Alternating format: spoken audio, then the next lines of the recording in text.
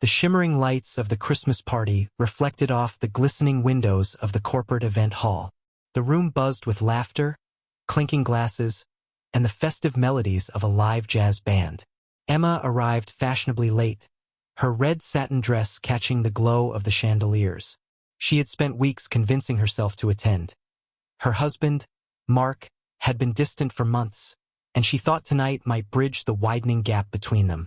Mark, a senior manager at the firm, stood by the bar, his hand resting too comfortably on the shoulder of a young woman. Emma froze. The woman was Claire, a bright-eyed junior marketing associate barely out of university. Emma recognized her from the holiday card photos Mark had shown her, brushing off any mention of her with casual indifference. At first, Emma told herself it was harmless. Mark was simply being friendly, right? But as she moved closer, the truth unraveled in small, agonizing details. The way he leaned in too closely, the way Claire laughed too freely, her fingers grazing Mark's arm just a second too long. Emma's stomach churned. She kept her composure and blended into the crowd, but her eyes stayed glued to them. For an hour, she silently observed. The stolen glances, the private joke that made Claire blush, the way Mark seemed oblivious to the rest of the room when he was with her. It was undeniable now. Emma decided she couldn't endure another minute. She walked to the balcony, the cold December air hitting her face like a slap. Her hands trembled as she pulled out her phone. She scrolled to her sister's number, ready to call and vent, but then she stopped. Her fury boiled over into determination. No, she needed to confront this head-on. Returning inside, she approached Mark and Claire with a smile that didn't reach her eyes. "Mark," she said sweetly, her voice like steel wrapped in velvet, "would you introduce me to your friend?" Mark stiffened. Claire, caught off guard, turned to Emma with wide eyes and a nervous smile. "Hi, I'm Claire," she said, extending her hand. Emma took it, her grip firm. "I've heard so much about you," Emma said. "You must really make quite the impression. Mark talks about you all the time." The color drained from Mark's face. "Emma," he stammered, "can we talk for a second? Alone?" "Oh, I think we should all talk," Emma replied, her voice sharp now. Claire's smile faltered. The tension at their small corner of the party became palpable, drawing subtle glances from nearby colleagues. Emma didn't care. She had been humiliated enough in private. Tonight, she wanted the truth laid bare. Mark sputtered excuses. Claire looked like she wanted to disappear, and Emma felt both satisfaction and heartbreak. She turned on her heel and walked away, leaving Mark to deal with the wreckage. Outside, under the frost-kissed sky, Emma let herself exhale. The cracks in her marriage were no longer invisible, but now they couldn't be ignored. Sometimes, she thought, destruction was the first step to rebuilding. Emma spent the next few days in a haze of anger and betrayal. She moved through her home like a ghost, the cozy holiday decor mocking her shattered reality. Mark had come home late that night after the party, his steps cautious and his words desperate, but Emma had barely spoken to him. She couldn't. Every time she tried, the image of Claire's hand lingering on his arm burned in her mind. On the third day, she decided she needed clarity. Not closure, Mark didn't deserve that yet, but answers. Pulling on her coat, she drove to his office, knowing he was still at his morning meetings. She didn't want a confrontation. Not here. She wanted proof. The office was mostly empty, the holiday slowdown leaving only a skeleton staff behind. Emma walked to the receptionist's desk and forced a polite smile. "Hi," she said, her voice calm. "I'm dropping off something for Mark. Would you mind letting me into his office? He asked me to leave it on his desk." The receptionist hesitated, but Emma's confident demeanor and familiar face worked in her favor. Moments later, she stood alone in Mark's office, her heart racing. She began searching, not wildly, but with a deliberate precision. She had no doubt there was something to find. It didn't take long. In the bottom drawer of his desk, buried beneath a pile of folders, Emma found a small velvet box. Her breath caught as she opened it to reveal an elegant diamond necklace. Her heart sank. It wasn't for her. She would have known. Mark had never been this thoughtful with his gifts. Beneath the box was an envelope addressed to Claire, the handwriting unmistakably Mark's. Emma hesitated before opening it, but her trembling fingers defied her conscience. Inside was a note, written with sickening affection. Asterisk Claire. This holiday season, I want you to know how much you mean to me. You've brought light to my life in ways I never expected. I can't wait for what's to come. Yours, Mark. Asterisk. Emma clenched the note, her vision blurring with rage. She shoved the box and the letter back into the drawer and left without a word, her hands trembling as she gripped the steering wheel all the way home. Mark returned that evening, oblivious to her discovery. He tried to make small talk, asking about her day, but Emma cut him off. "Do you love her?" she asked bluntly. The question hit him like a slap. He stammered, caught between denial and guilt. "Emma, it's not what you think. Don't lie to me," she snapped. Her voice, low and steady, was more terrifying than any scream. "I saw the necklace, Mark. I read the letter." Mark's shoulders sagged, the weight of his shame too heavy to hold. I never wanted to hurt you," he admitted. "It just happened." Emma's laugh was bitter and hollow. "It just happened? That's your excuse." He reached for her, but she stepped back. "Don't," she warned. "You've made your choices, Mark. Now I'll make mine." That night, while Mark slept fitfully on the couch, Emma began drafting her plan. It wasn't impulsive revenge or empty threats. She wanted to reclaim her life, to strip Mark of the control he thought he had. And she wouldn't stop until she had everything she deserved. By morning, Emma's decision was clear. She was no longer the forgiving wife who'd wait for scraps of love. She was something much stronger and far more dangerous. The first step of Emma's plan was subtle, almost surgical. She knew Mark's weaknesses, his need for control, his obsession with reputation, and his belief that Emma wouldn't dare disrupt the carefully curated image of their perfect life. She would dismantle it piece by piece, all while keeping a steady, unreadable demeanor. Emma contacted a lawyer the next day, one who came highly recommended for her skill in handling high-stakes divorces. Over coffee in a discreet cafe, Emma laid out her case. The lawyer listened attentively, her sharp eyes gleaming with interest as Emma detailed not only the affair but also Mark's financial vulnerabilities, his investment missteps, the secret bank account Emma had recently discovered, and his reliance on her family's wealth to maintain their lifestyle. "Get me everything you can on Claire," Emma added, her tone cold and decisive. "If Mark has tied himself to her financially, I want to know." The lawyer nodded, her expression unreadable. "This won't be easy," she warned. "But if you're willing to fight, we can ensure you come out of this on top." Emma smiled faintly. "Oh, I'm willing." Over the following weeks, Emma kept up the appearance of normalcy. She hosted a small holiday gathering for close friends, attended a New Year's Eve party with Mark, and even exchanged strained pleasantries with Claire when she came by the office. Mark seemed oblivious to the storm brewing beneath Emma's calm exterior, mistaking her silence for acceptance. What he didn't know was that Emma had enlisted more than just legal help. Through a discreet investigator, she uncovered details about Claire that Mark would never have expected: credit card debt, a history of short-lived jobs, and a penchant for drama that had already started to wear thin with other coworkers. Emma also began subtly sowing seeds of doubt in Mark's professional circle. At a dinner with his boss and their spouses, she let slip a carefully crafted comment. "Mark's been working so hard lately," she said with a hint of exhaustion. "Sometimes I worry he's taking on too much with everything happening at the office." The boss raised an eyebrow, clearly intrigued. "What do you mean, everything?" he asked. "Oh," Emma said, feigning embarrassment. "I shouldn't say. There's probably nothing," but her silence spoke volumes. By the end of the evening, the whispers had begun. The tipping point came a few weeks later when Emma invited Mark out to dinner at their favorite restaurant. He arrived hopeful, mistaking her calm demeanor for reconciliation.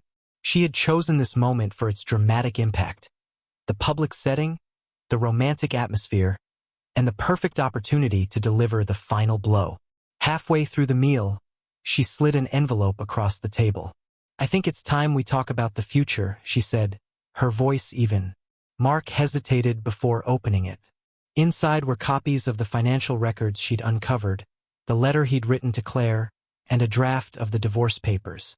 His face went pale. "Emma, please," he began, but she cut him off.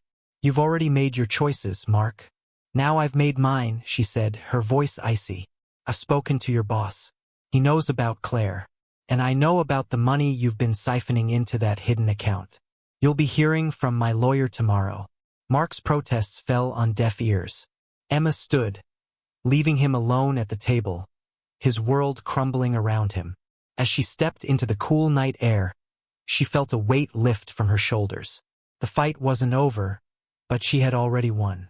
Mark would lose his job, his lover, and his carefully built facade. Emma, on the other hand, would emerge stronger, freer, and ready to rebuild her life, this time on her own terms.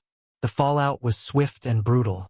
Mark's life, meticulously constructed over years, unraveled within weeks. Emma's lawyer had been relentless, filing the divorce papers alongside a detailed account of Mark's financial misconduct. His hidden account, once a shield for his affair, became a noose around his neck. The evidence Emma presented painted a damning picture, one that left Mark cornered with no room to negotiate. At work, the whispers Emma had ignited grew louder. Claire's presence at the office became a source of tension, her relationship with Mark now an open secret. Colleagues who had once admired Mark now viewed him with suspicion. When his boss summoned him for a private meeting, it was to deliver an ultimatum: resign quietly or face a public scandal. Mark chose resignation, but the damage to his reputation was irreparable. For Claire, the dream of being Mark's escape turned into a nightmare. With his career in shambles, the glamorous man she'd admired became a bitter, desperate shell. The promises he'd made to her of trips, gifts, and a life together crumbled under the weight of his ruined finances and Emma's legal victory. Their relationship, strained by the pressure, didn't last long. Emma, meanwhile, thrived. The divorce settlement heavily favored her, thanks to the ironclad evidence she had gathered.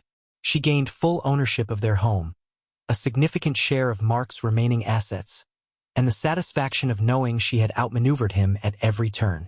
But it wasn't just about the material gains. Emma's real victory was reclaiming her sense of self.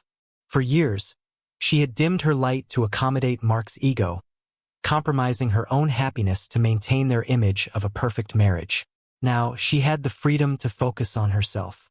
She began by making changes to their once-shared home. The sterile, modern decor Mark had insisted on was replaced with warmth and color. She hosted dinners with friends, filling the house with laughter and life. She pursued passions she had set aside, traveling, painting, and even taking a course in interior design. One evening, as Emma sat in her newly redesigned living room, sipping a glass of wine, her phone buzzed. It was a message from Mark. A simple, pathetic plea. "Can we talk?" Emma stared at the screen for a moment before deleting the message. There was nothing left to say. The version of her who had tolerated Mark's lies and betrayals was gone, replaced by a woman who knew her worth and wouldn't settle for less. For Mark, the world Emma had dismantled was one he could never rebuild. For Emma, the world she created from the wreckage was brighter, richer, and entirely her own. Months turned into a year, and the echoes of the past began to fade. Emma had transformed her life into something unrecognizable from the one she had shared with Mark. What surprised her most wasn't the newfound happiness, but the strength she discovered within herself, the quiet resilience that had carried her through the storm and beyond. She had started a new job at a boutique design firm, channeling her creativity into projects that brought her joy. Her weekends were filled with activities she loved: painting in the sunlit corner of her home, hiking with friends, and exploring new cities on spontaneous trips. Emma no longer looked back with bitterness but with a sense of closure. The woman she had been was a stranger, someone she had outgrown. Mark, however, hadn't moved on as gracefully. Stripped of his career and reputation, he struggled to piece together a life in the wake of his downfall. The pity of former colleagues and the whispers of betrayal followed him like a shadow. His brief fling with Claire had fizzled out, leaving him alone in a small apartment that paled in comparison to the life he had lost. One afternoon, while walking through the city's bustling downtown, Emma spotted Mark sitting alone at a cafe. His once polished appearance was disheveled, his shoulders slumped. He didn't notice her, and for a moment, she considered walking past, letting him remain a distant figure in her past. But something compelled her to stop. "Mark," she said, her voice steady. He looked up, startled. His eyes widened with recognition, followed by a flicker of shame. "Emma," he said, his voice hoarse. "Hi." She gestured to the empty chair across from him. "Do you mind if I sit?" Mark hesitated, then nodded.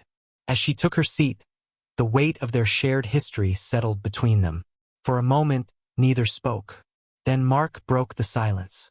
"I'm sorry," he said quietly. "For everything." Emma met his gaze, searching for sincerity. "Are you sorry for what you did?" she asked, her tone neutral. "Or just sorry for what it cost you?" Mark flinched but didn't look away. "Both," he admitted. "I was selfish, and I hurt you. I know I don't deserve forgiveness, but I needed to say it." Emma nodded slowly, absorbing his words. There was no joy in his remorse, no satisfaction in his brokenness. Only a profound sense of finality. "I hope you figure out who you are, Mark," she said, her voice soft but firm. "But that chapter of my life is over." She stood, leaving him with his thoughts. As she walked away, the sun broke through the clouds, warming her face. For the first time in years, Emma felt completely free. Life didn't offer guarantees or perfect endings, she realized. But it did offer new beginnings, and Emma had already claimed hers. Emma's life flourished in ways she hadn't anticipated. As the seasons turned, she found herself embracing the quiet moments and small victories that made up her new reality. The emptiness that had once haunted her was now filled with purpose, passion, and people who brought genuine warmth into her life. One day, while she was organizing a charity event for her design firm, a cause she had become deeply invested in, Emma met someone who would unexpectedly change her course. His name was Daniel, a journalist covering the event. He was kind, with an easy smile and a quiet confidence that put Emma at ease. They struck up a conversation that lasted far longer than she'd planned, laughing over shared stories and exchanging ideas about life and resilience. Daniel wasn't like Mark. He didn't dominate the conversation or exude the polished charisma that Emma now recognized as a facade. Instead, he listened, truly listened, and treated her words with care. By the end of the evening, Emma realized she hadn't felt this light in years. Their friendship grew slowly, organically. Emma appreciated how Daniel didn't push, didn't pry into her past, but instead focused on the person she was becoming. Over coffee one morning, he shared his own story, a divorce that had left him shattered but ultimately stronger. "It's funny," he said, stirring his cup absent-mindedly. "You think the worst thing in your life will define you, but it doesn't. It just shapes you into someone new." Emma smiled, her heart lighter than it had been in a long time. "Exactly," she replied. "It's not about erasing the past. It's about learning from it." Over time, their bond deepened. Emma found herself looking forward to their conversations, the quiet dinners, and the moments of shared laughter. She didn't need someone to fix her. She had already done that for herself. But Daniel became a partner in the truest sense of the word, someone who complemented her strength without overshadowing it. By the following Christmas, Emma hosted a holiday party in her newly redesigned home. Friends filled the rooms, their laughter echoing through the halls. Daniel stood by her side, his hand lightly resting on hers as they welcomed guests. For the first time, Emma felt no lingering bitterness, no ache from the scars Mark had left behind. She had built a life that was entirely hers, and she was proud of it. She had learned to let go, not just of Mark, but of the anger, the pain, and the need for revenge that had once driven her. Emma glanced at the sparkling tree in the corner of the room, the warm glow of the lights reflecting the joy in her heart. She had faced the darkness, survived the storm, and emerged into the light. This was her life now, not perfect, but hers, and that was more than enough. As the holiday party wound down and the last of her guests departed, Emma stood at the doorway, gazing out into the crisp, snow-dusted night. The soft hum of chatter and the faint scent of mulled wine lingered in the air. Behind her, Daniel was tidying up, stacking plates and glasses with an ease that made her smile. He caught her watching and grinned. "You're supposed to be relaxing," he teased, holding up a half-filled glass of wine. "Not worrying about the mess." Emma laughed, stepping back inside. "Old habits," she replied. "It's hard not to fuss when you've spent years hosting for appearances." "Yeah, well, this isn't that," Daniel said, placing the glass in her hand. "Tonight was real. You were real. And everyone in that room felt it." Her smile softened as she sipped the wine, warmth spreading through her. It was true. The forced smiles and superficial connections of her old life were a distant memory. Her relationships now were genuine, built on trust and shared experiences. As they finished cleaning up, Daniel paused in the kitchen, leaning against the counter. "I have to ask," he said, his tone playful but curious. "What made you decide to invite me tonight? I mean, I loved it, but it felt like a big step." Emma set down the dish she'd been rinsing and turned to face him. She hadn't expected the question, but the answer came easily.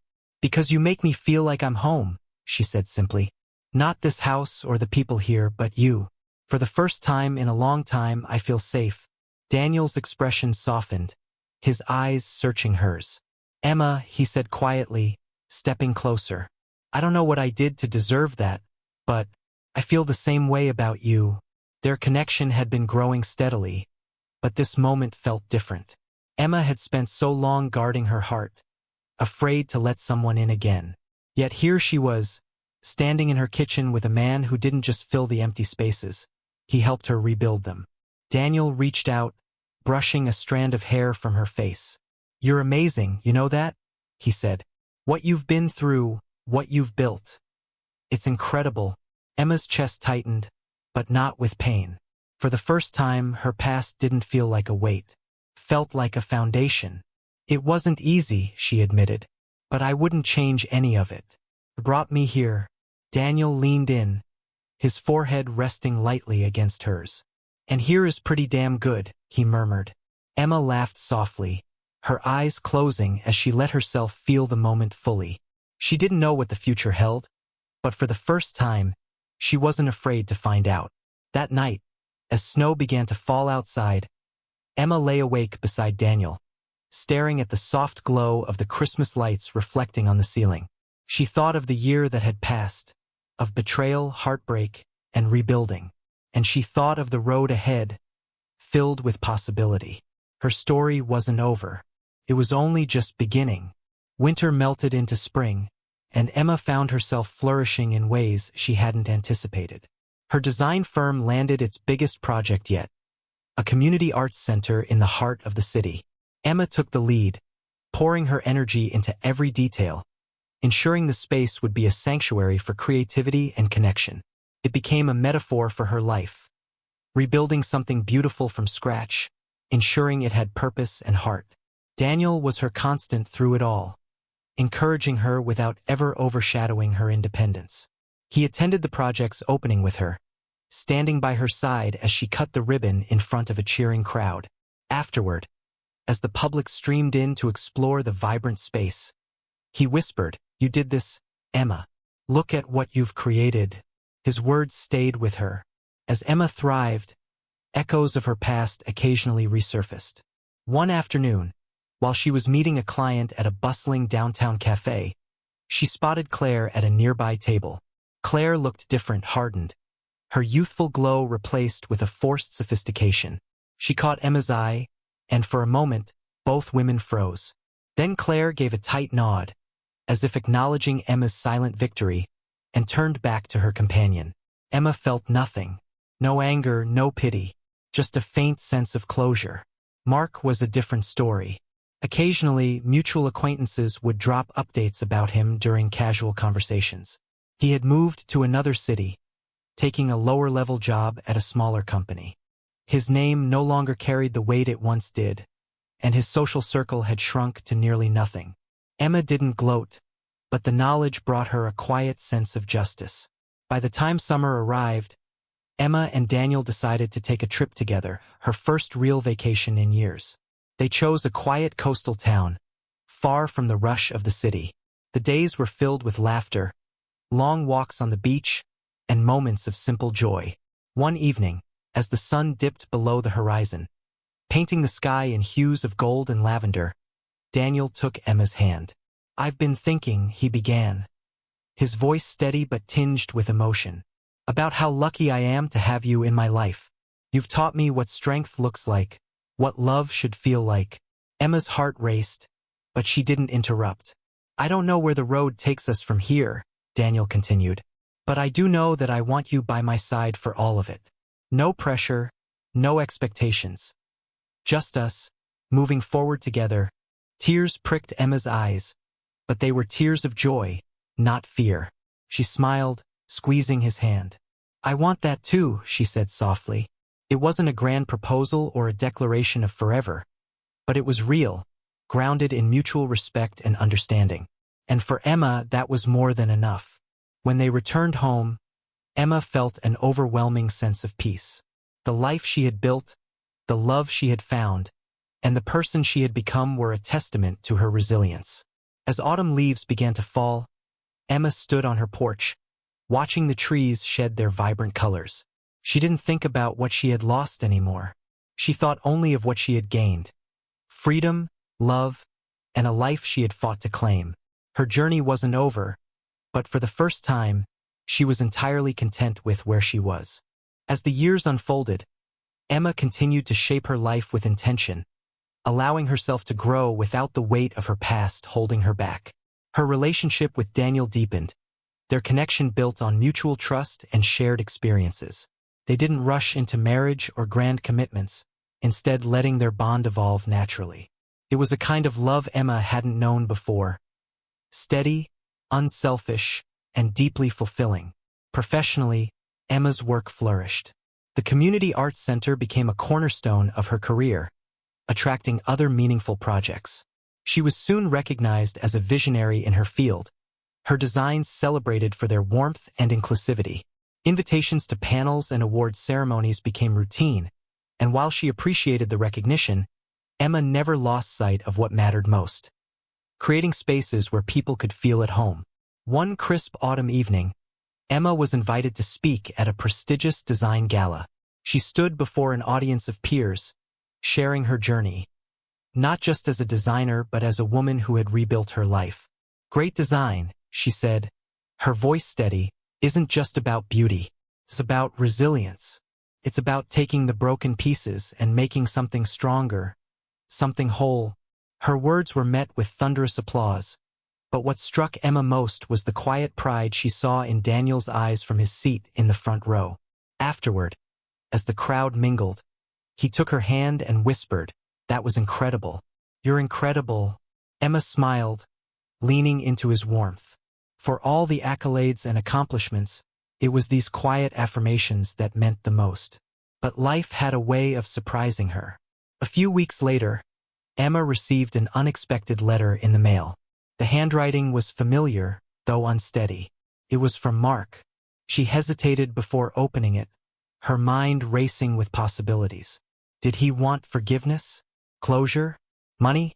Taking a deep breath, she unfolded the letter. The words were raw, almost desperate.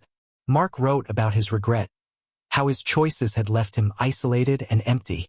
He apologized again, this time with a depth Emma hadn't seen before. He didn't ask for anything, only expressing hope that Emma had found happiness. Emma stared at the letter for a long time. The pain he had caused was a distant memory now, dulled by the life she had built. She didn't need his apology to move forward. She already had. But something inside her softened. She didn't write back, nor did she harbor any lingering resentment. Instead, she folded the letter carefully and placed it in a drawer. It was part of her story, but it no longer defined her. Winter arrived, and with it came quiet evenings by the fire and the kind of peace Emma had once thought impossible. On New Year's Eve, as the clock neared midnight, she and Daniel sat together on the couch, their hands entwined. To new beginnings, Daniel said, raising his glass. Emma smiled, clinking her glass gently against his. And to the journey, she added. When the clock struck 12, Emma felt no need to make resolutions or promises to herself. She was exactly where she wanted to be, surrounded by love and filled with gratitude for the life she had reclaimed. Her story was no longer one of loss or betrayal. It was a testament to resilience, growth, and the beauty of starting over. Years later, Emma sat on the porch of the home she had rebuilt, her gaze drifting to the golden hues of the setting sun. The house was different now. Every room, every corner reflected her journey, her triumphs, her freedom. The world had changed around her, but within her heart, she felt a steady peace that could not be shaken. Daniel stepped outside, carrying 2 steaming mugs of tea. His hair was streaked with silver now, and the lines around his eyes spoke of years filled with laughter and shared challenges. He handed her a mug, then settled into the chair beside her. Their life together had been quiet and intentional, free from the chaos that once defined her past. "Do you ever think about the old days?" Daniel asked, breaking the silence. Emma chuckled softly, taking a sip of her tea. "Not in the way I used to," she admitted. "There was a time when it felt like I couldn't escape them. But now, it's like looking at an old photograph. It's part of the story, but it's not where I live anymore." Daniel smiled, reaching for her hand. "I like that. An old photograph." Emma looked at him, her heart full. They had built a life together, not one of grand gestures or dramatic moments, but of shared sunsets, whispered dreams, and unwavering support. It was a love that grew quietly, deeply, and unshakably. As the sun dipped below the horizon, Emma thought of all the versions of herself she had been. The trusting wife, the betrayed woman, the fighter, the survivor. Each one had played a role in shaping the person she had become. "I think the best thing I ever did," Emma said, her voice soft, "was let go of what I thought my life should look like. It wasn't easy, but it made room for something better." For this, Daniel squeezed her hand, his smile warm. "And what we've built is something better. It's everything." In that moment, Emma knew her story had come full circle. She had faced betrayal and heartbreak, but she had risen from it, stronger and more resilient than she ever imagined. She had found love, not as a rescue but as a partnership, rooted in mutual respect and trust. And most importantly, she had found herself. The stars began to appear, dotting the twilight sky. Emma leaned back, her hands still entwined with Daniel's, and let the stillness wash over her. Her life was not perfect, but it was hers, and it was beautiful. Her story was complete, not because it had ended, but because it had become everything she had hoped for and more.